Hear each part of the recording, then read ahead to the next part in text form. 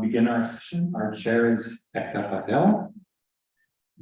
Okay, we're going to start off day 2. What are we talking about? Black holes and gravitational waves. And our first speaker was supposed to be talking virtually, but they are ill. So we are going to listen to their recording.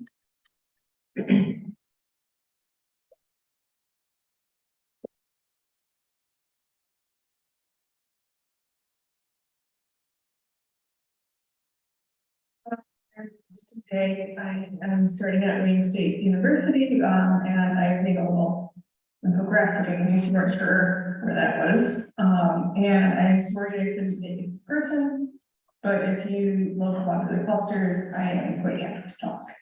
So I wanted to talk a little bit about what it looks like to use observations to track down intermediate mass black holes, star clusters, and our motivation for why we want to do that. And so the first important thing to introduce are star clusters. So star clusters come in these range of massive sizes, ages, and metallicities. And usually when we discuss star clusters, we either globular clusters, which are older systems, or young massive clusters, which are more on the scales of 90 years rather than 50 years. But the important thing is that we have these wonderful dynamic blobs of stars that gravitationally interact with each other. So again, I'm an extremely observational person. I like to say that I try my best to have nothing to do at all in the Milky Way. I really prefer to study extragalactic systems. And one of the benefits of studying extragalactic systems is that unlike our galaxy, where we have less than 200 globular clusters all told, you can go to almost any elliptical galaxy out there, and they will have these beautiful cluster systems of hundreds of thousands of clusters for you to study. But there's this fundamental trade-off because when you do have a higher quantity, unfortunately, your data quality is very sad. So as you can see, this is what a Milky Way globular cluster would look like, and this little blurry blob here is one of my extragalactic globular clusters. So when I talk about observation of extragalactic globular clusters going forward, I'm talking about observing these things, but in their heart of hearts, this is what they look like. So I want to talk through what I like to call the 3 M's of globular clusters. And I have to admit to a little bit of a bait and switch here. I put young massive clusters in my title. I'm going to spend a few slides talking about how much I love globular clusters, because they were sort of the main inspiration for finding out more about the class of star cluster together. So the first M is that globular clusters are magical. So because they are these dynamical places, you have all these stars that interact with each other. You can form really, really cool binary systems in there. And fortunately, Kremer is talking after me, so I will let him talk a bit about that more in depth. But just know that as a consequence of being in a globular cluster, you can form all sorts of weird and wacky binary systems and have wonderful compact objects too. The second M is that globular clusters in particular are mature.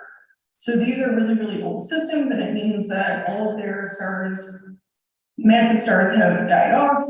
It means that you have a lot of compact objects. Means that if you have X-ray binaries, those compact objects will emit low mass stellar stars to agree often. So that's also very exciting. The third M is that globular clusters are mysterious, and this also applies to young star clusters. But we have this, phenomena of multiple stellar populations in star clusters, and in the case of globular clusters specifically, it's not clear how this impacts X-ray binary formation. And this is, something we're still learning more about and understanding, and it's very exciting to see where this is going. So the next thing I'm going to talk about is extragalactic star clusters that host multi-wavelength variability. So I just really want to, I think this is maybe a little soapbox here, but these things are sort of a pain to study, even though we have, tens of thousands of them to go after. So they are not resolvable from the ground, which likely result in HST. And the information we can collect here is that we can do photometry, we can get the optical magnitude of the entire cluster and for a stellar mass of the cluster from there. We can look at the metallicity of the star cluster, but we call this optical color because, why not? Because actually finding the metallicity would require a spectra, whereas you can get optical color from two different filters. And then sometimes when you have HFT data, you can actually measure out the size of it. But those are the main, quantities that we collect when we assess the properties of the star clusters that host X-ray counterparts. And so again, just to really fill this in here, is that this is a picture of NGC 4472 my favorite galaxy. This thing that looks like a Milky Way globular cluster is not a cluster at all. In fact, it is the host galaxy. All these little blobby point sources here are magnets on the surface. But the other exciting thing about extragalactic star clusters is that there's this really broad range of science cases that you have people wanting to identify more and more and more, and so they can, they're tracers of dark matter. They tend to tell us about the extragalactic distance scale, and they are host to just these really awesome and fantastic high energy astrophysical phenomena. So I made this meme because I think that star clusters are something that can really bring people together with how awesome they are. So the two of the variable multi-wavelength sources in extragalactic globular clusters that we know about are both super exciting things. I keep referring to Kyle's future talk, which I know will be awesome because hello, like there's a universe in a globular cluster that's so weird. It shows this really strange periodic variability. And when we combine this with other information we know about this, we can actually constrain information about it may be like a triple system, and so we can actually constrain a space to tell us more about what the third object might be. But this source is also strange to begin with. It has a beautiful optical emission line. This is an oxygen line. It's extremely broad with these swings, and it's variable over time. But because we know that we have all this oxygen emission in the system, and we don't have any excess hydrogen in the system, this suggests that our friend is actually a carbon-oxygen white dwarf. It's probably an ultra-compact X-ray binary with a 5-minute orbital period. And then, like I said in the previous slide, there's also a tertiary object in the system. So it's very strange and exciting.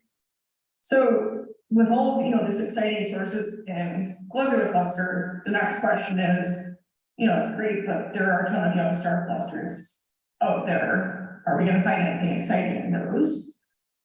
And another sort of more broader question to ask is, what is the X-ray content of young star clusters? And one of the things that is going to be really exciting to do is that there is a ton of archival and HST and Chandra data out there. And so we have the prospects to do a really large scale search of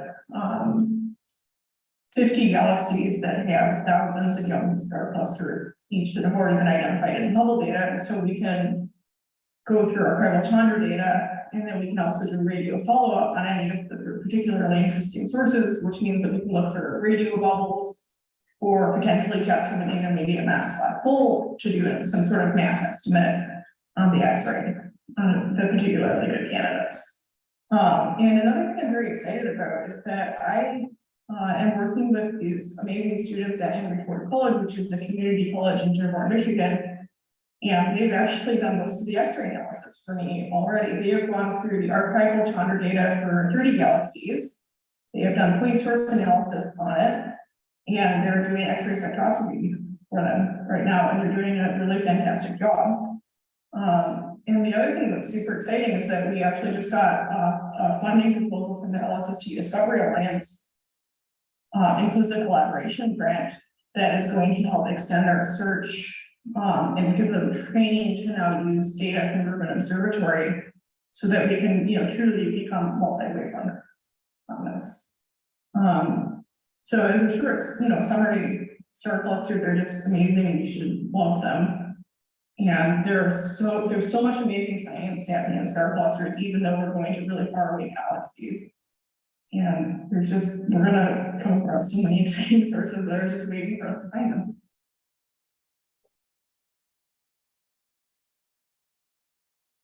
Okay,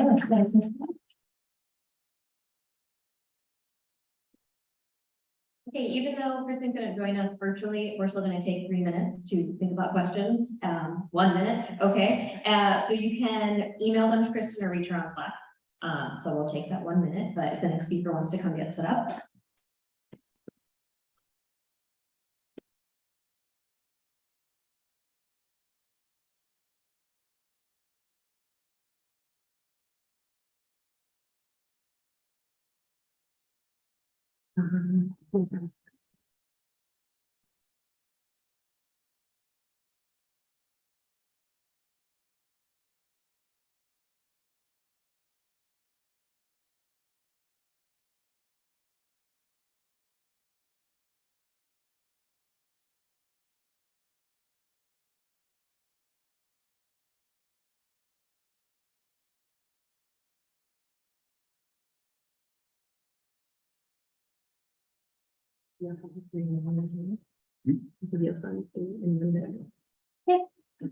Yeah, so thanks everyone for coming to my presentation. Today I'm going to talk what we can learn from numerical GRMHP simulations about the most luminous accretion disks around black hole X-ray binaries and around supermassive black holes.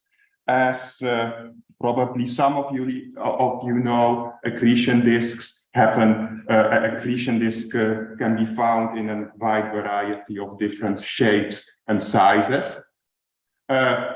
These are different states. These states can be divided based on their luminosity with respect to the Eddington limit. At the Eddington limit, radiation pressure overcomes gravity, so it's generally thought that it represents some kind of maximum luminosity that systems can have.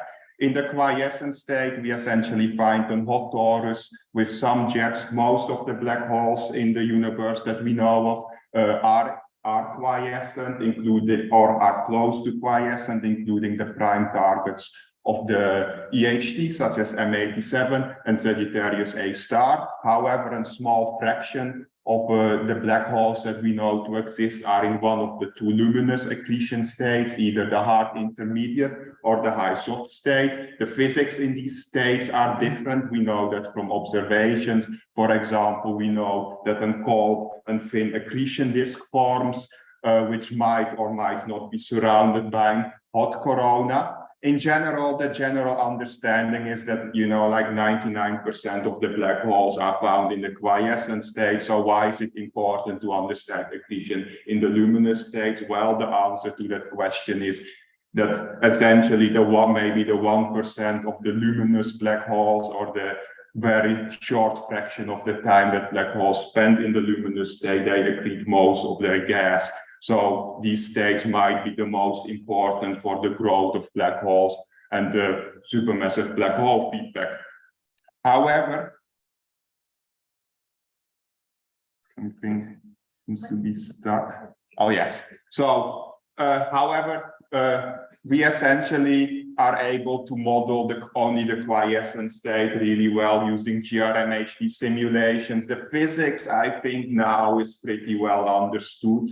Most of the people in the GRMHP community work also on the quiescent state. However, our understanding of the hard intermediate and high soft states is pretty limited. This is not because the states are not interesting, it's just because it's very expensive to simulate. You need to include the effects of radiation. You don't necessarily need to do that in the quiescent state. Plus, you need to be able to resolve extremely thin disks, and for that you need extremely high resolutions. To attack these problems and really solve problems in the luminous accretion states, I've developed over the last maybe 7 years a new GRMHP code called Hammer, which solves the radiator to temperature GRMHP equations on an adaptive grid. It's the first GPU accelerated GRMHP code. Overall, there are a lot of optimizations. It's not only the grid, it's not only the GPUs that lead to a much higher efficiency in the luminous accretion states. For example, in the quiescent state, you can get a speed up of almost a factor of 100, but in the luminous accretion state where the disk becomes extremely thin, you get big advantage from the adaptive grids, and the speedup can easily exceed a factor of 100,000, solving these problems in the hard, intermediate, and high soft state amenable. And that's what I'm going to talk about in this talk, what we have learned essentially about the physics in these luminous accretion states. The first problem I want to talk about is the origin of quasi-periodic oscillations. Quasi-periodic oscillations were first discovered in black hole XRBs. Now they are probably also discovered in active galactic nuclei. The bottom line is quasi-periodic oscillations are observed in the light curve of many luminous accretion systems, but we don't understand what exactly the physics is that causes these oscillations. They are generally divided into categories, low and high frequency QPOs, depending on the frequency, like the boundaries maybe around 30 Hertz, so everything below 30 we call low, everything above 30 Hertz we call high. They are very ubiquitous, but they have not really been observed in GRMHD simulations. So actually, you know, I was a few years ago asking the question if these GRMHD simulations can reproduce some of the most fundamental properties of accretion disks. Can we trust any other results that these GRMHD simulations predict? The good news, though, is, I've only talked about the bad news, is that no one has assumed that the luminous thin accretion disk is misaligned with a black hole spin axis. So that was maybe the only hope to solve this problem. So that's essentially what I've done. This is a 65 degrees here in this accretion disk. The rotation axis is misaligned by 65 degrees with respect to the black hole spin axis. Yes. It's misaligned by 65 degrees. It seems first like a normal accretion disk, but after some time you see that a smaller accretion disk tears off from the bigger accretion disk and starts precessing because of the lens fairing effect. And this tearing only happens in luminous accretion disks because essentially the viscosity in these disks is less, so the black hole tries to make the disk precess. The viscosity tries to counteract that, and just in these very thin accretion disks associated with the luminous state, it seems that the viscosity is too weak to keep the disk together. So can this precession lead to these quasi-periodic oscillations? For that, I've collaborated with Andrew West, who now moved to the University of Arizona. He has essentially taken the data from my simulations, ray traced it. On the left, you see the resulting X-ray images as function of time. You will also see the precession in these X-ray images. But the most important, the most interesting thing that we can do is make a power spectrum. And what do we see? We don't see one QPO, but we see like 4 QPOs. The 2.5 Hertz QPO is associated with the quasi-periodic variation because of the precession of the accretion disk. But these high-frequency QPOs at 56 to 112 Hertz remain a mystery. And by the way, they are in a 3-to frequency ratio, which is very often observed. So it seems like really the results are reproducing what we see in nature. So what is the physical origin from these high frequency QPOs? We can take a top-down view, which you see in the left panel of this inner precessing accretion disk. And what you will see, the outer edge of this inner precessing accretion disk wobbles. And this wobble happens because the rotation axis of this inner disk is misaligned with the outer disk when it precesses, and that induces a radial epicyclic oscillation. And long story short, these radial epicyclic oscillations happen exactly at a frequency of 56 Hertz, so providing a feasible explanation for at least one of these high frequency QPOs. Then there are like secondary resonances that cause like these 86 and 112 Hertz peak, but that's at the moment outside of the scope of my talk. So then I come to the second problem I want to address in this talk. Not only quasi-periodic oscillations are a problem in luminous black hole accretion. In the case of AGN, we know that sometimes AGN change luminosity and spectrum on time scales, which is way too short to explain by just the viscosity that we think these accretion disks have based on, which is the standard paradigm magnetized turbulence, which is seeded by the magnetorotational instability.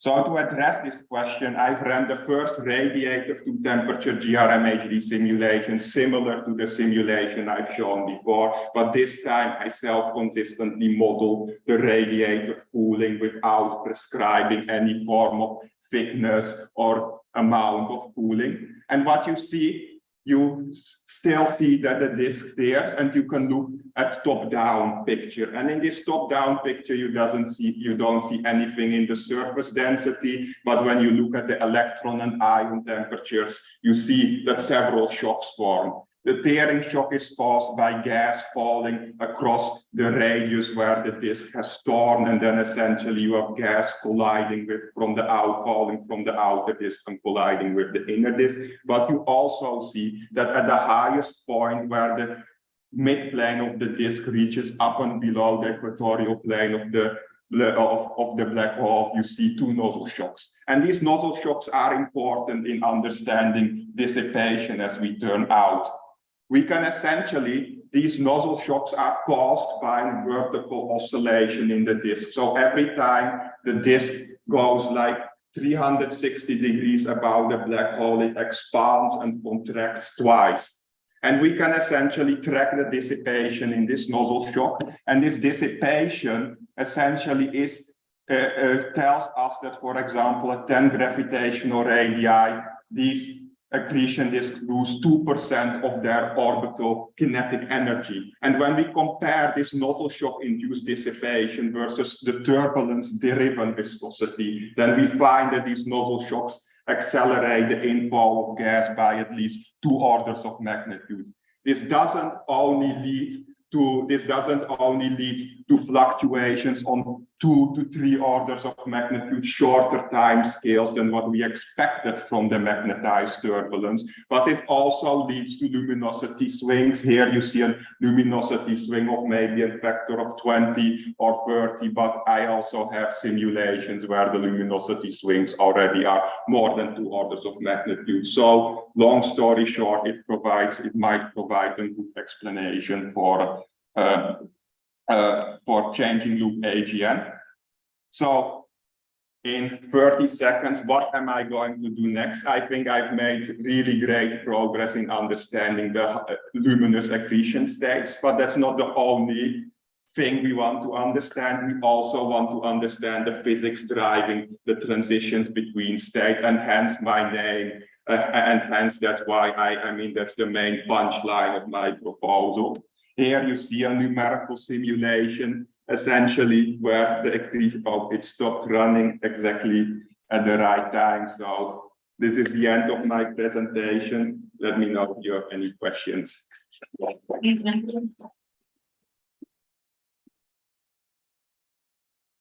Questions?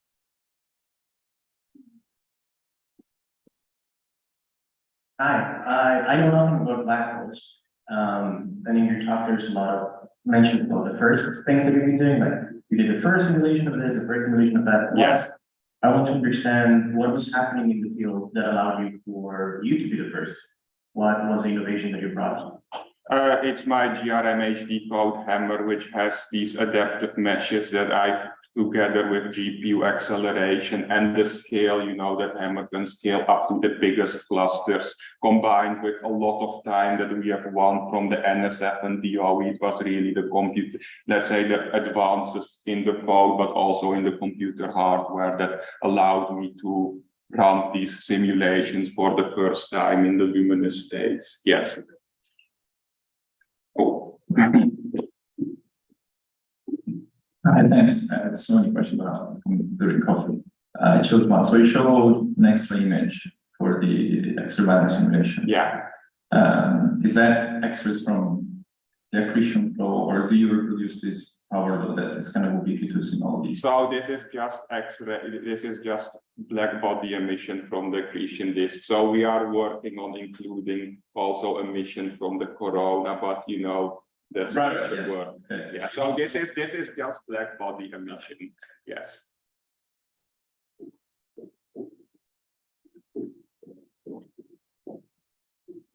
Wonderful talk, thank you. I'm a little curious, the radius where the inner disk kind of separates from the outer disk, have you done any sort of like parameter survey to see what that depends on? Does it change with the spin, or does it change with the tilt angle, or anything like that? Yes and no. We have very few data points because these simulations are very expensive. It will depend on the spin. I think it will also depend on the thickness of the disk, but I think the most important thing that came out of the recent simulations that the truncation radius might follow the steering radius. So, you know, if you read about and truncated disk, then probably it won't tear in the truncation radius, but just outside. That's, I think, the most important and most exciting kind of straight answer I can give. Thank you. Yes.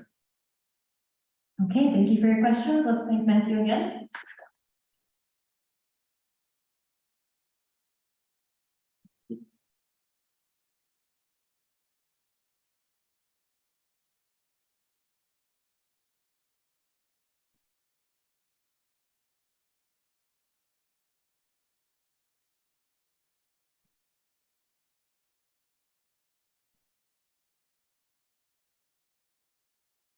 Okay, our next speaker is Sara Issaoun. Thank you. All right, hello everyone. So this is my third year as a fellow. So being my last symposium, I wanted to take this time to thank the program and the program leads for this great experience. Unfortunately, what I've been doing this last year is under embargo for a couple more months, so I can't tell you about it.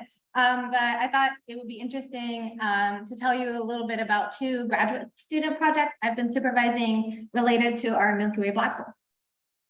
All right, so I'm a member of the Event Horizon Telescope, if you couldn't tell by the embargo statement. The EHT is a VLBI, or Very Long Baseline Interferometry Global Array. We use a technique called aperture synthesis in order to make images. So the Earth's rotation helps us fill our virtual mirror, our sampling of the UV plane on the sky, and we combine data on multiple spatial and temporal scales in order to make an image. So this is a beautiful kind of animation of how the composite data come together to form the M87 famous first image of a black hole. All right, so these are our two main targets for the EHT. One is the M87 black hole. It's 55 million light years away from us. It's 6.5 billion solar masses. It's also at the center of a giant elliptical galaxy. It's known to have a pretty extensive jet that extends beyond the galaxy itself. So M87 is well known to be a very interesting jet source, and it's really, really massive compared to known black holes in our local universe. Sagittarius A star is 27,000 light years away from us. It's 4 million solar masses. It resides in a spiral galaxy, which is our own Milky Way. And there's a lot of longstanding debates about whether Sagittarius star has a jet or not. It's a low luminosity AGN. It has lower accretion rates than M87. There's nothing that seems to indicate that it shouldn't have one, but we haven't seen one ever. So as you can tell from our images of both M87 and Sagittarius star, we don't see any extended flux that could come from a jet. In M87, we know the jet is there, but we don't see it in 2017 because our sampling, our coverage has too many holes in it to be able to get the dynamic range necessary to see the extended weak flux where the jet resides at 230 gigahertz, the frequency at which we observe. Another interesting mystery that or challenge that we've had is really the scale difference between the two black holes. This is a really cool visual that actually Lia made together with this idea that XKCD had to put together the scale of the M87 black hole, and Lia extended it to Sagittarius star. So here you can see the amazing scale difference where the entire shadow of M87 could eat up our whole solar system, whereas the size of Sagittarius A star fits nice and tightly inside the orbit of Mercury. So the size difference is the main reason for the difference in the challenges in making images of these two sources. M87 is so large that it takes light about a few days to orbit the black hole. Whereas for Sagittarius A star, because it's so much smaller, it takes light about a few minutes to orbit the black hole. So if you're trying to do aperture synthesis over a few hours, an entire observing night where you're combining data with the help of the Earth's rotation, it works great for M87 because your image is static on the sky. But for Sagittarius A star, your image is dynamically changing over a span of minutes. So an 8-minute average, an 8-hour average of an image is dealing with a lot of motion blur. So the first question that we're asking is really, how do we make movies of Sagittarius star? So movies are really required to capture the evolving structure of Sagittarius star. What we have right now in our static image is dominated by this motion blur from averaging all the data over one track, and also this evolving coverage over time. And so decoupling the issue of changing coverage, changing of the instantaneous sampling, and the variability of the source intrinsically changing is what we're aiming to do. So we need to select good windows within our observing track, our observing night, to perform a dynamical imaging, movie reconstructions. There was this great paper led by Joseph Farah, who was an undergrad here at Harvard. Now he's a grad student at UC Santa Barbara, that showed that reconstructions of time variable sources actually could be done if you had a kind of static coverage over a short period of time. And it was found that for 2017 data, this happened in the western portion of the EHT array configuration, this 1 to 3 GMST time. So our next question is, so if Sagittarius star is varying for 8 hours, we would like to be able to make instantaneous images of it for the entire time. So how do we guarantee sufficient coverage for reconstructions all the time? So this is the project that we set out to do with Noemi Labella, who's a PhD student at Radboud University in the Netherlands. So Noemi led this work.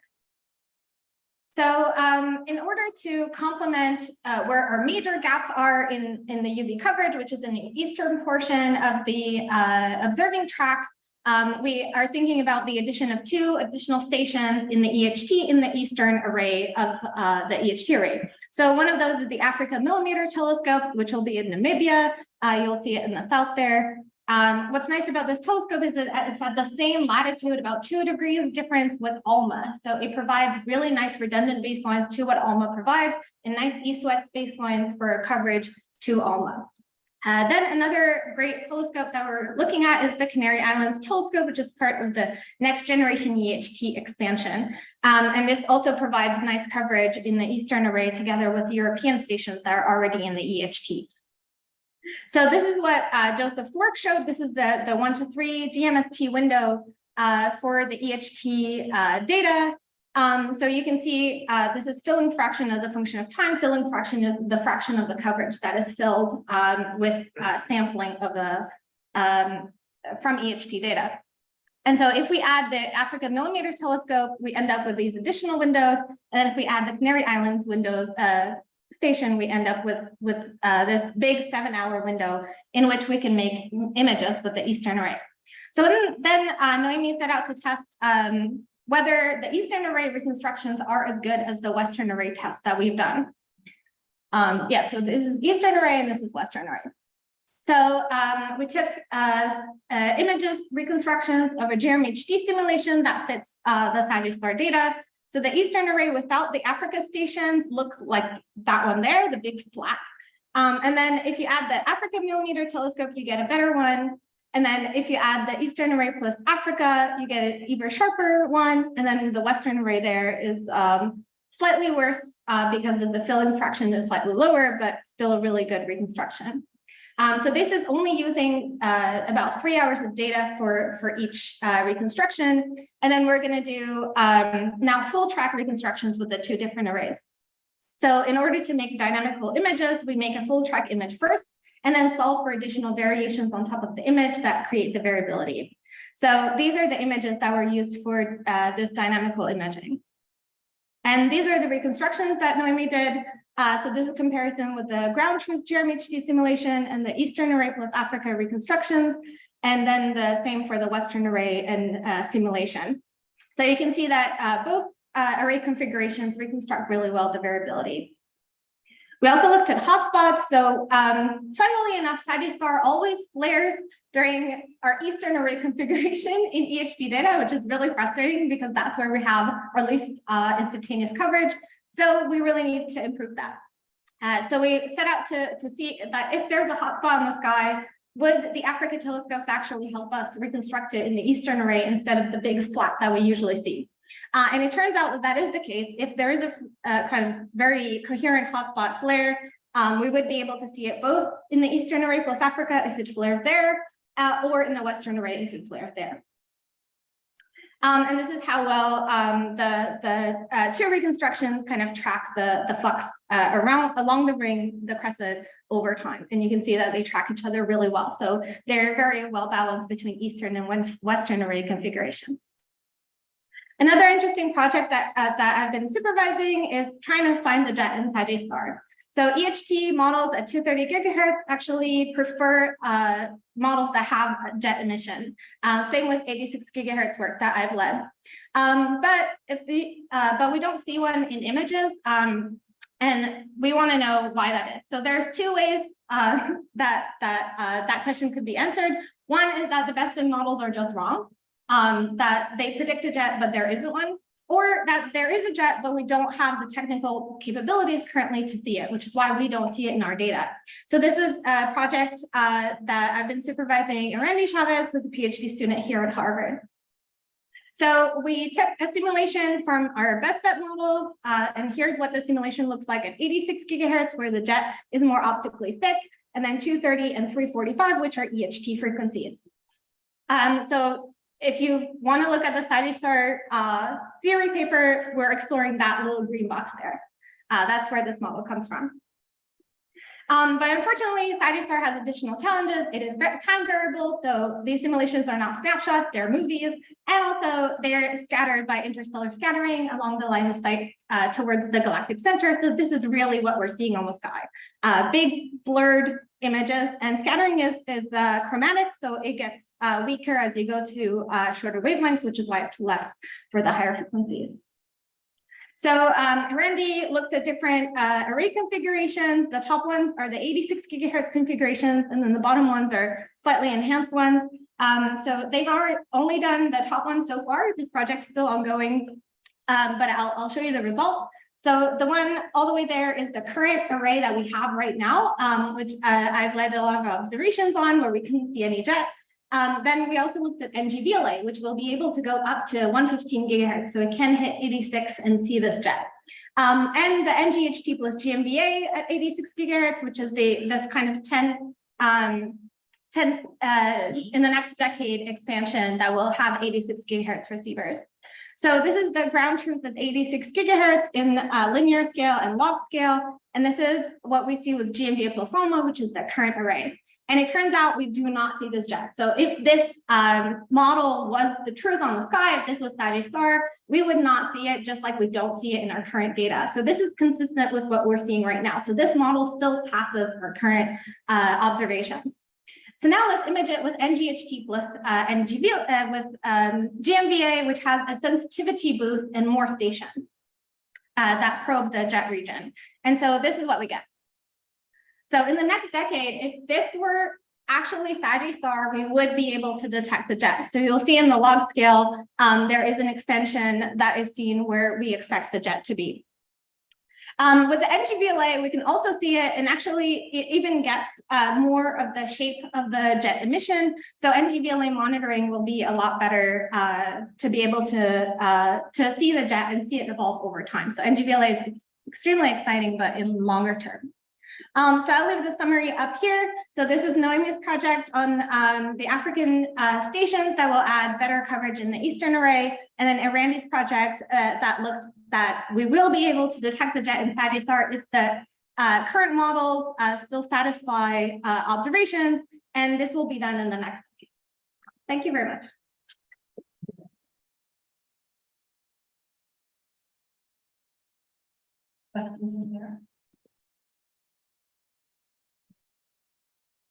Hey, Sarah. So MET7 has been observed by EHT for a while now, right? So what kind of variability do you see in MET7? Under embargo. So we do expect to see variability in MET. We actually do see a variability in MET7 in our 2017 data, which spans about 6 days. We see variability over the first 2 days and last 2 days of the campaign. But for that, it's not very clear to see time evolution very clearly. We see that there's differences, but we don't know how it moves. So one of the main projects for the next generation EHT is to launch a full-blown movie campaign for MET7, which will enable us to observe the black hole every 2 weeks with really good coverage and for 3 months. And then there we would actually be able to track time evolution of the black hole and the jet connection. We'll have enough dynamic range to couple the two. And I think that will be the next big thing in the next decade. Time for one more question. How much does your ability to detect the jet in Sagittarius A star in these models depend on picking the right electron heating models, electron heating prescription, so more specifically on R high and R low? Yeah, that's a good question. So currently we're only testing, I think this was R high of 160, the green box that we looked at. So I think the electron heating is a lot more constrained for polarization observations. And right now they are still under embargo. So I think from the data that was from the models that still pass, the electron heating prescription is still, I think, quite a wide range, and they all predict jet emission. I think the level of flux in the jet will, I think, will affect just what the dynamic range necessary is in order to detect it with an instrument. But I do believe that the expansion with NGHT and NGVLA, the sensitivity boost is just so extreme that I think we'll be able to detect it even within like every bound of this range. Okay, that sounds good. Let's thank Sara again. Thank you.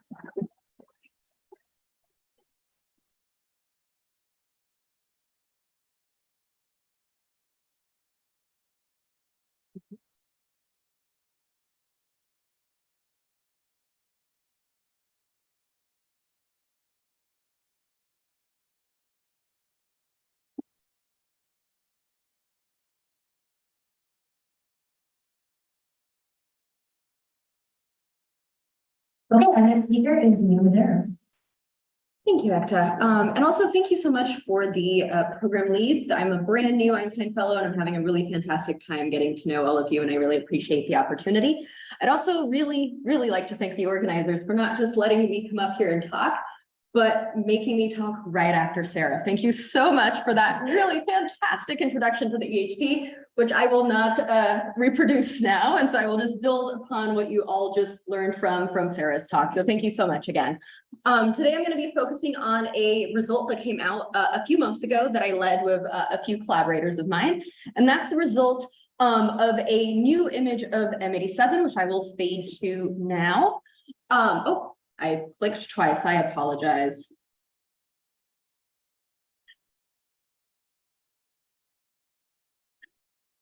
There we go. Okay, we are now fading to the new image of M87. So this is a new algorithm that I've developed, again, along with a few collaborators, and it's based on dictionary learning, and it uses GRMHD simulations as a training set. So my goal today is really to just explain how this algorithm works and hopefully convince you as to why you should believe these results.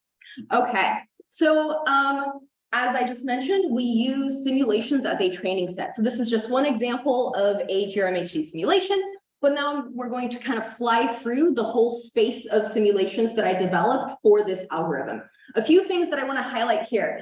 We went out of our way to include simulations that are actually pretty ridiculous for M87. So I'm sure Matt will look at this and agree with me. There are some really high accretion rate sources here. This is completely ridiculous for M87. We know that that's not true. But again, we went out of our way to include things in the data set that we know aren't realistic. just to make sure that we're not baking in all of that theoretical expectation that we have into our training set. So an important thing to keep in mind is that the algorithm actually doesn't care about physics, right? It's completely agnostic to the actual physics. All it cares about is image morphology. So all we really need to do is we can ignore the physics, but we just need to create as many different image morphologies as possible. So as an example here, we have some really high accretion rate sources that create really big poofy disks. We don't think those are realistic, but we do include that morphology, that image morphology in our training set just in case. Okay, so the way that you should think about this is all in terms of linear algebra. So the algorithm is called PRIMO, that stands for Principal Component Interferometric Modeling. We use effectively PCA for the algorithm. And so each of the images in the training set are really a vector in this hyperdimensional space. And PCA will find a basis for this vector space. Unfortunately, I can only draw in 3 dimensions, but you can pretend that this is a higher dimensional vector space. And just like with any vector space, we can use a linear combination of our basis vectors to approximate an image. So I've given you here an example snapshot, and I've generated a linear combination of free PCA components to approximate that image. Now, we kind of get the basic morphology, but it's really not doing that great of a job. If instead we were to use 20 PCA components, we do a much better job reconstructing some of the details that we see in the original image. The way that the algorithm works in practice is that this is all done in Fourier space. I did prove that they commute, so we can just take the Fourier transform of these PCA components and fit them directly to the raw interferometric data. We use n PCA components and fit it to the data in just a simple MCMC algorithm. So you might be wondering, why does this work? Why was this a well-motivated thing to do at all? So this is a paper that is not out yet, but will be coming out soon, led by a collaborator of mine, where we show analytically that we can find the correlation length between different regions of Fourier space. And we can show that for these particular kinds of images, it's about 2 gigalambda. And that's what that looks like visually here. So Sarah already kind of introduced Fourier space and these baseline tracks for you, so I won't go through that. But just to say that when we take into account this analytically defined correlation length, we fill in almost all of the gaps of Fourier space. And that's really what PRIMO is doing, is it's learning these correlations and using that to fill in the gaps in our data. Okay, so if I had used PRIMO, made an image, and then used the same blurring kernel that the EHT has been using for years, we would end up with the exact same image. Trust me, I did that. It's practically indistinguishable. So in addition to the PCA, there's another part of the puzzle here. And that has to do with the fact that there are many different ways for you to blur something, right? So there are many different ways to effectively have a filter that keeps the part of the data that you want and suppresses the part of the data that you don't want. And so on the left there, those 2 smaller panels, the top one is what you get when you blur with the Gaussian filter that we've been using. And I'm just blurring a very thin ring here. So this is the image and the cross section of that. On the bottom is that same thin ring, but now blurred with a Butterworth filter. We're still suppressing really significantly the power at baseline lengths that we don't have data, but we're just keeping more of the power at baseline lengths where we do have data. And that allows us to effectively create an image that looks like it's higher resolution. We're just doing a better job with our filtering. And so to really illustrate this, the larger panel here at the top, the blue is the real EHT M87 data, and red is what happens if you take that really beautiful, famous M87 image that we published and do a synthetic observation of it. What you'll notice is that there is a pretty significant gap right there. That's because when we use the Gaussian filter, we're really significantly suppressing the power at baseline length where we do have data. I should emphasize here, like, I was part of the imaging team that made that result. I'm really proud of it. I think it was really wonderful as part of the discussions of why we chose to do this. I think that was a great decision at the time. But even though I completely support that and agreed with that, I still think that there are ways for us to improve it moving forward. And so the new Butterworth filter does a little bit of a better job. And let me just kind of go back and forth here for you. So these red points are what happens when you use the PRIMO algorithm and blur it instead of the Gaussian filter, blur it with this Butterworth filter. And this is what happens when you just take the data that kind of comes out raw from the PRIMO algorithm. So here on the left is that really famous M87 image. The middle image is what comes out raw out of the PRIMO algorithm. There are things that we can learn from the middle image, but you should take it with a grain of salt because it does have a little bit of hyper resolution. The one on the right, however, does not have hyper resolution. It is blurred to the EHT resolution, but as I said, we're just using a different blurring kernel. And at the bottom here, we have a comparison to the data, both the amplitude and the phase of our complex Fourier components here. Thank you. Okay, so I also just want to highlight a little bit more, a few other parts or properties of the algorithm that I think are really nice. So in the top here, the orange color map, this is a figure from one of the EHT publications. The top row shows a uniform ring and a uniform crescent. If we do a synthetic observation of those images and reconstruct it with the general purpose imaging algorithms that you just learned about from Sara's talk, we tend to create these bright spots along the ring. This is something that's very well known. And it's something that just has to do with the fact that we have limited baseline coverage. We don't fill in all of the regions of Fourier space. But I wanted to develop an algorithm that would not generate these kinds of features. And so here's an example of fitting a simulated image with Primo. So this here is the original image. Here's when you blur it with Gaussian. Here you blur it with Butterworth filter. And up here is a reconstruction with Primo from a synthetic observation. So you can see that we don't generate these bright spots along the ring that we see in these other general purpose algorithms. So another way that we like to analyze our data within the EHT is to fit relatively simple geometric models to the data directly in Fourier space. This is very useful. And since most of our images look like rings or crescents, one of our favorite ways to do this is to fit a geometric crescent to the data in Fourier space. In general, this tends to work quite well, but because we do have a really variable source due to the turbulence of the flow, we can create images like the one that you see here that has this extended magnetically dominated flux tube here. This doesn't really look like a crescent. And so if we do a synthetic observation of that and try to fit it with an analytic crescent, this is actually what we end up with. So it does a pretty terrible job. Okay, so there's not enough complexity in the model to fit the data. So we add a little bit more complexity with a Gaussian, and this is what we're left with. Thank you. So a little bit better, but still pretty terrible. And so because Primo does not rely on these simple geometric models, but rather uses PCA to kind of find a basis for the entire broad space of possibilities for the images, we are able to reconstruct this particular image, even though this image is actually a significant outlier compared to the training set that we have because of this extended flux tube. Okay, one more thing. Another thing that's really nice about this is that because it's an MCMC, we actually have posteriors on our images, which means we have some measure of the uncertainty for the image features that I want to highlight here. So the top 3 images are just random samples from my MCMC. I'm only showing you 3 because if I showed you all 200 that I looked at, they'd be really tiny. But I promise you, we have looked at a really large number of these. And pretty much what we see is that the diameter and the width of the ring is really robust. It's very hard for us to break that. The general location of this bright spot is also really robust. However, the relative brightness of the bright spot compared to the rest of the ring, there is some uncertainty in that. Also, you might notice that there's this kind of tail at the bottom here. There is an uncertainty in how bright that tail is as well, so you should take that with a grain of salt. But I also want to highlight that the other algorithms do also have an uncertainty, and Primo tends to have a slightly smaller uncertainty compared to previous algorithms, and this is from one of the EHT papers. Okay, so in conclusion, Primo does not create the bright spots along the ring or the artifacts in the images. We are able to create more complicated source structure than what you can do with these simple geometric models. We fill in Fourier space in a physically motivated way by learning the correlations between nearby regions of Fourier space. We are not limited to comparing specific realizations of turbulence with each other. This is something that I couldn't really go into just due to the time limitations, but I'm more than happy to chat about it either in questions or at coffee later. And we can reconstruct images that are not contained in our original simulation data set.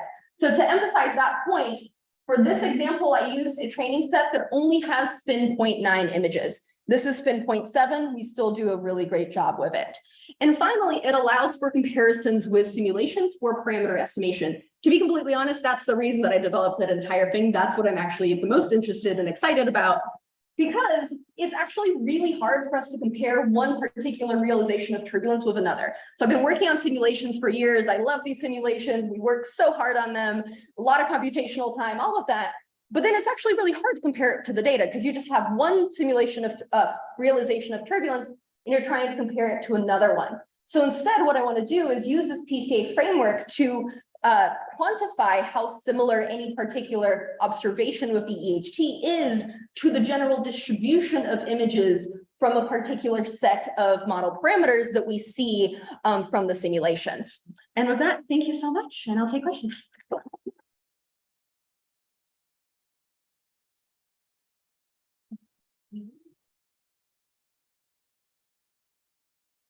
Thanks, Lia. It's so cool to see what you've been up to. You said that your algorithm doesn't really care about the physics at the outset, and I was wondering if you learned something new about the physics of M87 from the output of your algorithm, like these new structures that you see. Can you tell something about what might be going on? Yeah, so I should emphasize that the paper that came out is a letter, and it's very specifically just the image and doesn't really do a whole lot of analysis. The reason for that is I'm currently working on a really careful and comprehensive calibration of the algorithm on like thousands of different images. And so there will be a paper coming out hopefully in a couple months, depending on a lot of different timelines, that will have a more comprehensive calibration of it, and we'll actually put error bars on things. But anyways, that aside, I think that the most useful thing that we learn is the ring width. And that's something that I really do believe, but there will be an error bar on that measurement of the ring width once I have completed the calibration. But it's effectively a factor of 2 smaller. And that's really interesting because just trivially looking at that, I know that that's going to require a lower accretion rate, for example, than if you had a ring that was thicker, right? So even just from a very like trivial point of view, that's something that you learn. I think we will learn a lot more when I complete the last bullet point here, which is a major part of my Einstein Fellowship proposal, is developing that aspect of it. And then we will actually have a better handle on parameter estimation with this algorithm. Thanks, Leah, for a great talk. I have one comment and then one question. I think for the comment, I do think it's a little bit misleading to show the fit to the data of the representative image, since that's a method combined image that includes the clean blurring, and none of our imaging methods make images like that. They make images that fit the data really well, just like your algorithm. So it's a little bit of a misleading comparison. My question to you is, have you thought of how you could do PCA for polarization, and whether you could parameterize polarization structures on top of the ring with your algorithm? Yeah, so that is a good point, and thank you for that. The particular example that I'm showing you, as Sarah correctly mentioned, is a combination of multiple different algorithms. I have done this for each of the different algorithms as well, and that suppression is still there just because it comes from the Gaussian thing. And so it's kind of a decision of, do I pick one specific image or do I pick the image that everybody's seen? And since the difference doesn't really look that different visually, I show the image that everybody's seen, but I'm happy to show you what it looks like for one of the specific images from one specific algorithm. And of course, just like you mentioned, the actual output of all of these algorithms is a better fit to the data, but because we use the Gaussian filtering, it suppresses it. And the point of that plot was just that, was just to highlight the difference between the different blurring kernels and not to, say anything bad about the algorithms themselves.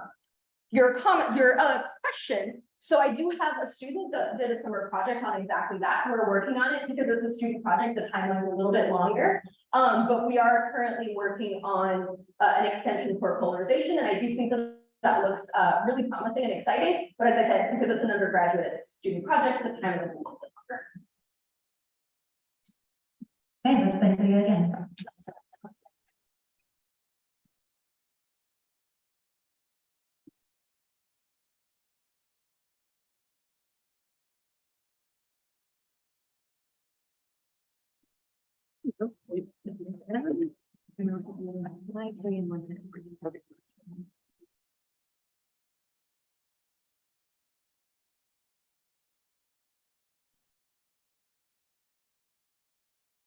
All right. Okay, well, our next speaker is Kyle Kremer. Take it away. All right. Hi, everybody. So I'm Kyle Kremer. I'm an Einstein Fellow at Caltech. I'm just finishing my first year there.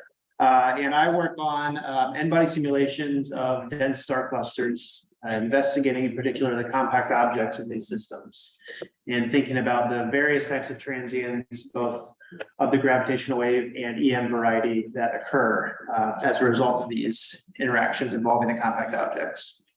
So dense star clusters encompasses a wide range of systems, from the lowest mass open clusters where we think lots of stars, in fact, even most stars form, all the way up to nuclear star clusters at the centers of galaxies. I'm going to be talking mostly, and most of my work focuses on globular clusters. So these are similar to the globular clusters observed in the Milky Way. These are generally very long-lived populations, so 10 billion years in terms of their ages, or even more in some cases. Typical number of stars ranging from hundreds of thousands up to maybe 1 or 2 million. And they are obviously also very compact, which is what makes them very dense environments. Associated with their ages, these are also generally low metallicity populations. So you can think sort of 10% solar, although in some cases they can be even lower. Okay, so first some sort of just basic background in terms of the details of compact objects, and specifically black holes in these populations. So for a typical one of these clusters with roughly 1 million stars at birth, roughly 1 to 2,000 of these stars should be sufficiently massive to collapse into black holes. And these black holes form within the first few to maybe few tens of millions of years in the evolution of the cluster. So being much more massive than the average star in the cluster, these black holes very quickly sink to the center of their host, which is a natural consequence of mass segregation, which operates in any sufficiently dense stellar environment like these. And on a timescale of a few 100 million years to maybe 1 billion years, these black holes form a very dense central subcluster that's dominated by the black hole specifically, like we can see here. And within these dense black hole cores, the black holes interact with one another at very high rates, and this leads to a number of interesting dynamical consequences. So first, this leads naturally to the formation of black hole binary pairs, which ultimately in spiral and merge. This potentially connects with gravitational wave sources. I'll talk about this in a second. Additionally, as a result of these black hole dynamical encounters, the black holes are constantly kicking one another gravitationally. So we actually expect that as a result of these interactions in the center, the number of black holes actually decreases with time as the black holes escape from their host through these interactions. So the typical escape velocity of one of these globular clusters is relatively low in an astronomical sense, maybe tens to at most 100 kilometers per second. So it's a relatively straightforward exercise to actually eject the black holes. And then also the black holes dynamically interact with stars in these host clusters.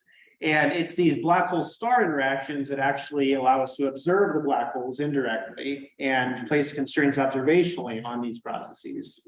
So this sort of picture is sort of relatively new to this story. Over the past roughly 10, 12 years or so, a number of stellar mass black holes have been identified observationally in Milky Way globular clusters through two primary methods. So the first is X-ray radio measurements. So the idea here is you have an interacting black hole star binary where the star is transferring mass into the black hole. And through the ratio of X-ray to radio luminosities, you can argue that the accretor in these systems is a black hole as opposed to a neutron star. So roughly 7 black holes have been identified in 6 different Milky Way clusters to this technique. And then more recently, in the past 4 or 5 years, black hole star binaries have also been identified through radial velocity measurements. So these are detached black hole star binaries, non-interacting, where essentially radial velocity measurements of the star allow the orbit of the star and the mass of the hidden companion, the black hole, in this cases, can be then inferred. So 3 black hole star binaries have been identified through this method, all in the same globular cluster in the Milky Way, NGC 3201, if you're interested. So what's interesting, though, is that this sort of relatively small subset of still less than 10 black hole candidates in the clusters, we think is probably just the tip of the iceberg in terms of the overall population of these black hole star binaries. Current simulations of these globular clusters in the Milky Way predict that essentially all globular clusters should contain at least a few black hole star binaries that should be readily observed. So one of the programs I'm involved in using KCWI Keck is searching, doing a broad survey of nearby Milky Way globular clusters, searching for more of these black hole star binaries, which again provide very nice constraints on the dynamics operating and relevant to the black holes of these populations. Okay, so clusters contain black holes. The next question is, what are some of the implications of this? So as I mentioned before, one of the key implications that occurs is that black holes naturally pair up with other black holes and eventually merge with one another, potentially creating gravitational wave sources. So as of now, the LIGO-Virgo collaboration has detected nearly 100 different binary black hole mergers via gravitational waves. Also a handful of neutron star binary mergers as well. I'm not going to talk about these as much. So despite this large number of detections that have now been made, there's still some very fundamental questions we don't yet understand. Probably most fundamental is simply how did these black hole binaries form in the first place? So a lot of aspects of the population of these systems that have been observed are sort of mysterious and complicate the issue of deciphering the formation channel. As just one example, the sort of most massive tail of this distribution, these black hole merger pairs with total system masses over 100 solar masses are much more massive than we would expect could have formed through our expected stellar evolution formation scenarios. So these massive black holes specifically, as just an example, potentially hint at alternative formation mechanisms. So I'll come back to these in a second. So lots of my work has involved looking at these black hole dynamics in the centers of globular clusters as a potential formation mechanism for the LIGO gravitational wave sources that have been observed. So this plot is simply showing for a range of different cluster virial radii. So this is sort of the key parameter that governs the density of clusters when they're born. Compared to the volumetric merger rate versus redshift that's been inferred from the LIGO observations to date. And the key punchline is just simply that in principle, the black hole dynamical processes operating in clusters produce mergers at a rate consistent with that inferred from the LIGO observations. So in principle, at least from a rates perspective, cluster dynamics could account for at least a fraction of the sources that have been observed by LIGO. And also, as I mentioned, there's this small fraction of LIGO sources that have anomalously large masses. And interestingly, cluster dynamics, the processes operating in the centers of these clusters naturally provide mechanisms for forming specifically massive black holes, similar to those that have been observed. So just a couple of examples of ways massive black holes could form in clusters. Obviously, through black hole mergers themselves, you can build up more massive black holes, but because these merger products are still living in these dense clusters, they could potentially merge again, producing these massive mergers. Additionally, you can have massive star mergers before the black holes form, so very early on in the cluster's lifetime. That might allow you to form more massive black holes than you may have been able to form otherwise. Okay, so in addition to these black hole mergers that occur in clusters, you also have interactions between black holes and stars, and occasionally close enough passages between black holes and stars for collisions or tidal disruption events to occur. So these tidal disruption events involving stellar mass black holes are very different from your sort of classical supermassive black hole TDE, simply because the black hole and the star here are roughly comparable in mass. So the general outcomes of these collisions or tidal disruptions is for the star to actually be only partially disrupted during the first encounter. And because the relative velocity in globular clusters is relatively low, much lower than the escape velocity to the star, that partially disrupted core remains bound to the black hole, forms a binary that then leads to subsequent in-spirals, subsequent partial disruptions, and ultimately a complete destruction of the star. So these tidal disruptions involving stellar mass black holes are qualitatively more similar to a collapsed star or a rotating massive star type of transient, as opposed to a supermassive black hole TDE. Essentially, the final outcome is for the star to form a thick rotating torus around the black hole. Ultimately, the accretion on the black hole from this thick disk can power a bright transient. I don't have time to go into detail, but if you're interested, we have several observed candidates in non-star forming elliptical galaxies with high offsets, where you would expect globular clusters to be living, that we think are candidates for these stellar mass black hole tidal disruption events. Okay, so again, this is your typical globular cluster. You have this dense population of black holes living in the centers. This is what most globular clusters probably look like for most of their lives. But as I mentioned before, as a result of these encounters in their centers, the number of black holes slowly decreases over time as the black holes are ejected. And after enough time, after nearly all or all of the black holes are gone, the next most massive population, the massive white dwarfs and neutron stars, sink to the centers themselves and form their own subsystem. So analogous to the black holes of earlier times, these dense subsystems of white dwarfs and neutron stars lead naturally to white dwarf mergers and neutron star mergers in these very old globular clusters. So we think something like 20% of the globular clusters in the Milky Way are observed in this second configuration where we have large populations of white dwarfs in their centers. So a few interesting implications of this plot here is simply showing, again, from a set of n-body simulations, the secondary versus primary mass for all of the white dwarf mergers that occur in these very old systems. And the main punchline I want you to absorb is that the vast majority of these white dwarfs, as a result of the mass segregation that's operating in these systems, have masses well above the Chandrasekhar limit. So we think that these very massive white dwarf mergers are good candidates for collapsing into neutron stars. And there are a number of sort of interesting observational connections that these white dwarf mergers collapsing into neutron stars might exhibit. So just one case, we heard this from Kirsten earlier in the session. There was recently a repeating fast radio burst observed in a globular cluster in M81. A lot of my work has suggested that neutron star born recently via a massive white dwarf merger may be a viable mechanism for explaining this source.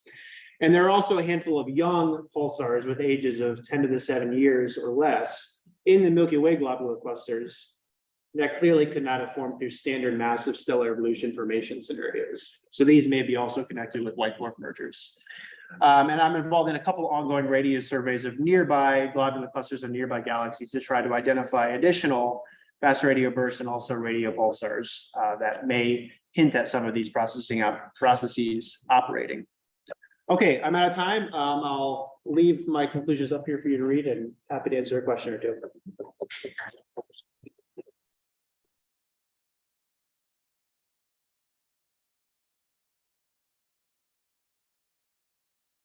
Nice. I was wondering, so the stars in the cluster will undergo stellar evolution and pretty much you lose all the massive stars in the first beginning. And lower clusters are old. So by the time you're talking about this, the stars are like extremely low mass. You had 0.1 to 150 solar masses, but that's only valid at the 150.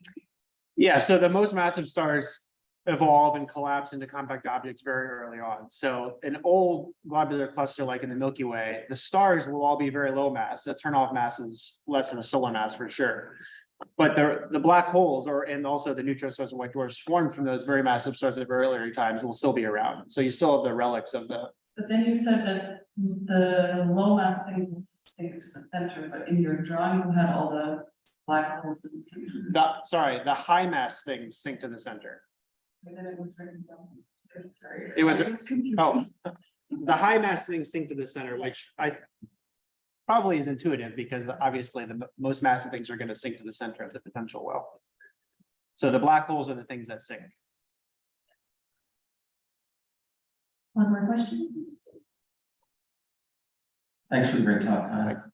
So you made some mention of sort of nth generation mergers as a possible explanation for the very massive black hole mergers that have been observed.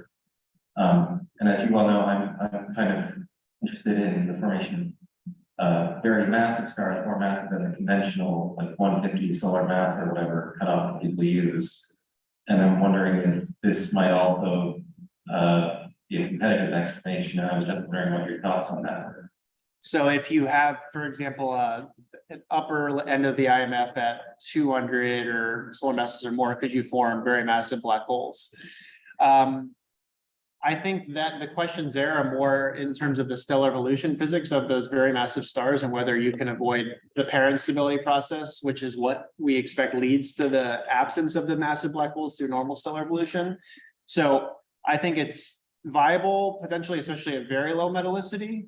I think at more moderate metallicities, I think the current expectation is the parent stability would sort of make it difficult to form roughly 150 to 100 solar mass things, similar to what has been observed by LIGO. So. Cool, thanks. Yeah. Okay, let's thank Kyle again.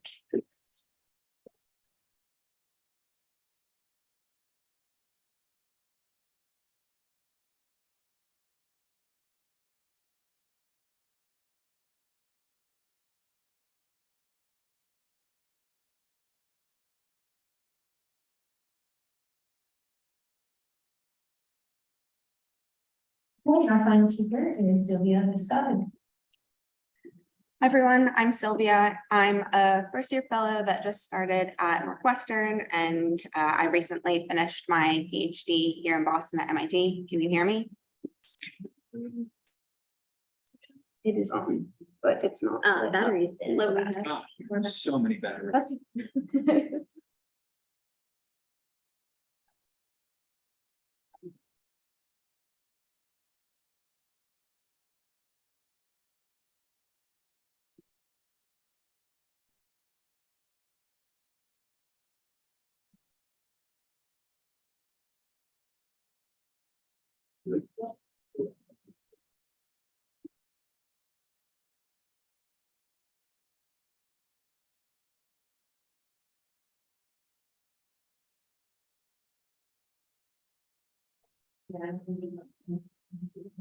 That's better. All right, great.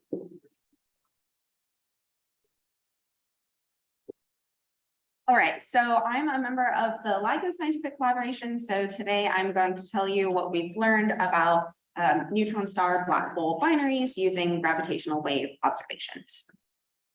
So gravitational wave observations of neutron star black hole mergers are interesting because they offer a promising probe first of compact binary formation channels. So here you can see a representative schematic of one possible pathway that a black hole neutron star binary might take. And by observing the final remnant, we can probe the various stages of this process. So for example, learning about the stellar progenitors of these systems, learning about mass transfer physics, and also about supernova physics. Then we're also interested in learning about the potential electromagnetic counterparts to these sorts of mergers. So depending on the properties of the binary, you might see a kilonova, which is the optical signal produced by the radioactive decay of the freshly synthesized heavy elements that are going to be produced in the neutron-rich merger ejecta. We might also see a gamma ray burst. And this would be very interesting as a potential connection between GRBs and the jet launching mechanism that is still not well understood, and compact object mergers. And then finally, we also want to learn about the unknown neutron star equation of state that governs the behavior of matter at nuclear densities. So this is typically parameterized in terms of a mass radius relation for the neutron star. So here you can just see like some of the possible theoretical equations of state that are still supported by the data. So this can be constrained using either gravitational wave observations of neutron stars or observations of pulsars. And so more gravitational waves will hopefully lead to better constraints. So this is just a typical anatomy of a compact object binary. So each of the objects is going to be characterized by a mass and a three-dimensional spin or angular momentum vector. And so we might be interested in the dimensionless spin magnitude, which will range from 0 for non-spinning objects all the way up to 1 for maximally spinning objects. Also, the tilt of the spin with respect to the orbital angular momentum is interesting because that can tell us something about how the binary formed.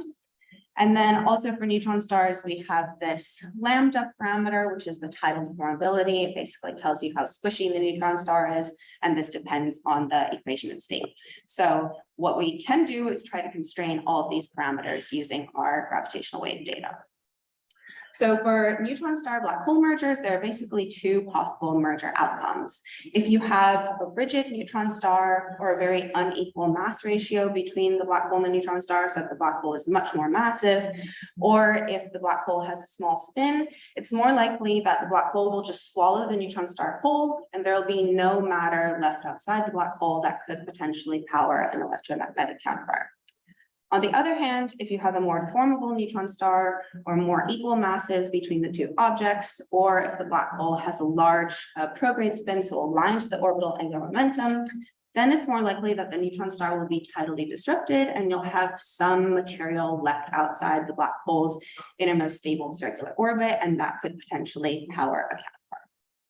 So The motivation for this study was we wanted to look at first, what are the mass and spin distributions of neutron star black hole mergers, or NSBH mergers, as I might call them throughout the rest of the talk. And we also wanted to compare them to the properties of binary black hole mergers to see if possibly they're forming from different channels or coming from different stellar populations. Then we also wanted to look at the prospects for observing electromagnetic counterparts for these systems, given the sort of systems that we've already observed in gravitational waves. How likely is it for the neutron star to actually be tidally disrupted? And then also looking at how well can we measure the equation of state, and can we fold in multi-messenger information or lack thereof if we don't see a counterpart to gain information on the equation of state from the counterpart as well. Okay, so far the LIGO and Virgo collaborations have observed 4 significant candidate NSBH events up until the last observing run. And I will say that LIGO is currently taking data again. So we're detecting about 1 gravitational wave every couple days. So more NSBHs, which is very exciting. And here you can see the parameters that we measured for each of these 4 candidates: the black hole mass, neutron star mass, the mass ratio, and the black hole spin. So these are posterior probability distributions, so they're very uncertain. But in general, we see that the black hole masses range from about like 5 to 10, and then the mass ratios are typically like 1 to 5, and the black hole spins seem to be small. But what we wanted to do is, instead of just looking at the 4 events individually, was to use a framework called hierarchical Bayesian inference to look at the whole population together and basically measure the mass and spin distributions from which these 4 events were drawn. And when we do that, these are the distributions that we infer. So the black hole mass, neutron star mass distributions, and then the black hole spin magnitude distributions. And then the shaded area just shows the 50 and 90% credible intervals. So the interesting thing that we learned is that the black holes in binaries with neutron stars seem to be less massive and more slowly spinning than those in binaries with black holes. So for the black hole mass, you can see that the support in the mass distribution peters off at about 15 solar masses, while Kyle just showed us that for the binary black holes, you have up to like 80 or 100 solar mass black holes that we're observing with gravitational waves. So these guys are probably forming from different stellar progenitors, less likely to form from the dynamical channels that Kyle mentioned. For the neutron star mass, we don't get a very strong constraint, so we get some weak information about the neutron star maximum mass, which is interesting because it's related to the equation of state. Basically, the equation of state can support some maximum mass beyond which the neutron star will collapse to a black hole, but we don't measure that very well, unfortunately. But then for the black hole spin distribution, you can see that it very strongly prefers to peak at small spins, 0, especially compared to the prior, which is shown in the dashed black here. And it even more strongly peaks at small spins compared to the binary black hole spin distribution. So again, these differences just sort of indicate that the black holes paired up with neutron stars and the black holes paired up with other black holes are probably forming in different ways. All right, now that we have our masses and spins measured, we also want to see what's the probability of tidal disruption, and that could potentially power a counterpart for these mergers. And so we also need to take into account our uncertainty on the mass and spin distributions that we measured, because obviously with 4 events, you're not going to get very precise measurement of the overall population. And as I mentioned, we also don't know that equation of state very well. And when we do this, we find that at most 14% of the NSBH mergers that we detect in gravitational waves might experience tidal disruption of the neutron star, and so we might have a counterpart. And so unfortunately, the multi-messenger prospects for these systems are not great. And then if we also simultaneously estimate the merger rate of NSBHs, we can turn that into an upper limit on the rate of gamma ray burst with NSBH progenitors. And in order to do that, you need to choose some sort of threshold for the mass left outside the black hole that would power a counterpart. So just because there's some mass left outside the black hole doesn't necessarily mean that it's going to be enough to launch a jet. We don't know what that threshold is, so we just chose 3 different values to sort of be agnostic, with the most conservative just being any mass required. And so even in that most conservative case, we find that at most 20 GRBs per gigaparsec cube per year could come from neutron star black hole mergers. So compared to the total rate, just short gamma ray bursts, for example, which is between about 100 and 1,000, it's very uncertain, per gigaparsec cube per year, NSBHs are going to represent a small fraction of the progenitors of gamma ray bursts. Okay, and then finally, we can turn to our equation of state constraints. So for the 4 events in our population, we did not detect any electromagnetic counterparts. And so what we wanted to do was sort of fold this into our analysis. And so we make sort of the most optimistic assumption, and we say that we didn't see any counterparts because there was no tidal disruption. And obviously there are many reasons why we might not have seen a counterpart. It may have been too dim, or it may have faded before the telescopes were able to point in the right part of the sky, or it may have been daytime, or anything observational, but we just sort of wanted to get sort of the best, most optimistic constraint that we could on the neutron star equation of state.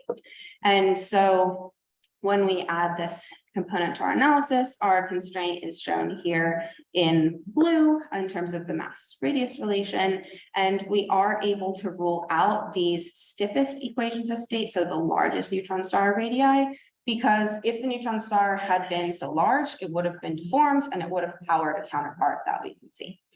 However, if you compare our results in blue to results from a previous analysis by Legret et al. 2021, that sort of use more conservative assumptions, so just looking at binary neutron star mergers and pulsars, you can see that we're not as competitive, especially at small radii. So this is an interesting independent way to probe the equation of state, but probably not going to be out more standard approaches.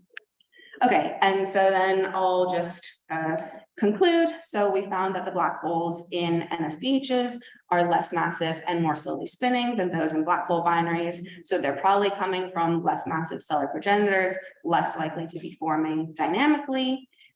We find that at most 14% of the neutron star black hole mergers that we're going to detect in gravitational waves might have an electromagnetic counterpart, and that they represent only a small fraction of the progenitors of gamma ray bursts. And then finally, multi-messenger analyses that include only non-detections of NSBH counterparts are an independent way to constrain the equation of state, but they're probably not going to beat out other sort of more conservative ways to measure the equation of state. And then hopefully with more data, we might get lucky and see a counterpart, and we can fold that into the analysis as well. And with that, I'm happy to take any questions. Thanks.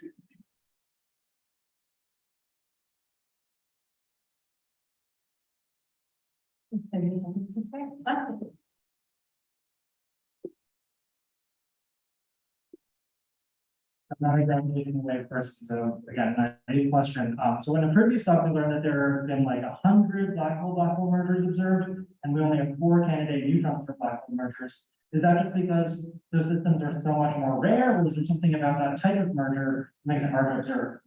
Yeah, so it's mostly an observational selection effect.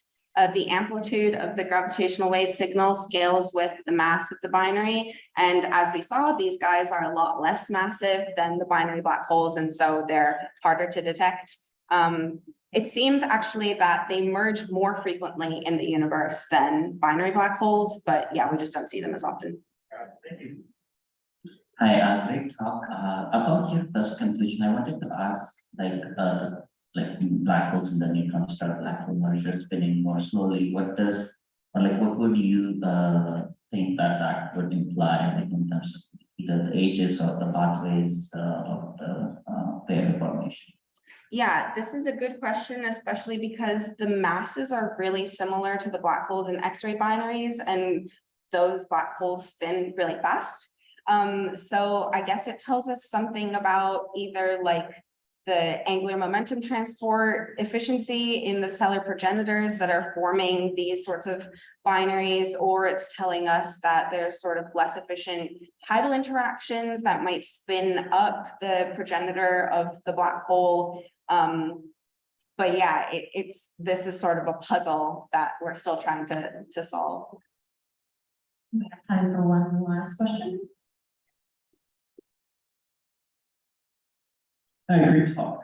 I was wondering what optical data sets you looked for counterparts in. So to the best of my knowledge, it's not as much like archivally looking for counterparts as it is like we send out alerts every time we detect a gravitational wave, and then telescopes will point. So actually 2 of the systems were discovered in offline data, and so there was no opportunity for the observers to point their telescopes. So that's probably one of the reasons why we didn't detect a counterpart. But for the 2 others, there were extensive searches. I mean, telescopes like ZTF and I think it like searches also in radio. I don't know exactly, but yeah, there's a whole like treasure map website where you can see all the various telescopes that are looking for counterparts. Thanks. Okay, let's thank Sylvia.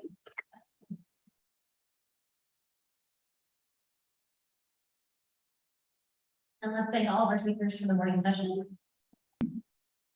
Yes, can you see me okay and hear me? And indeed, see and hear you. And my slides look okay? Yeah, all looks good. And yeah, I'll give you a warning when you have 5 minutes to remit and 1 minute remaining. Great, thank you very much, Ryan.